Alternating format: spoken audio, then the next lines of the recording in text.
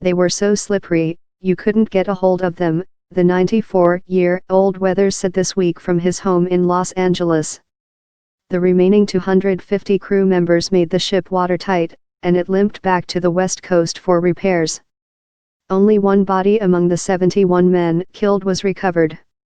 Nearly 75 years later, scientists using multi-beam sonar have discovered the 75-foot stern about 290 feet, 88 meters, below the Bering Sea.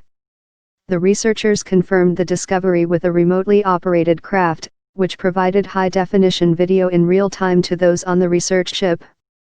To hit success is obviously extremely joyous for everybody. There's lots of cheering, it's like scoring a touchdown, said Andrew Pietruszka, an underwater archaeologist with Scripps. The euphoria ended with the realization that it was the final resting place for U.S. service members. Those aboard the research vessel held a wreath-laying ceremony to honor the dead. There are no plans to raise the stern. We take the protection of these wrecks seriously because we believe that they are war graves, said Paul Taylor with the Naval History and Heritage Command.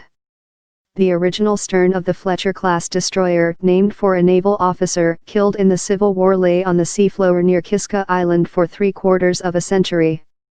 The area is a crowded underwater remnant of the Battle of Attu, which became known as World War II's Forgotten Battle, though it was the only fought in North America. We thought it was a submarine that got us with a torpedo, Weathers said. We were waiting for another torpedo. Weathers said the crew put boats in the water to help rescue the men. So many, he said. We couldn't find them all.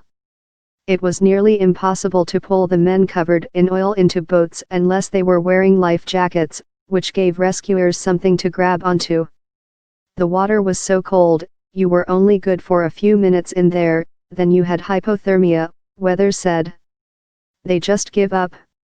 I seen the guys just say, "Oh, forget it," and just quit swimming. The kamikaze attack during the Battle of Leyte Gulf in the Philippines sank the destroyer, killing 22 sailors.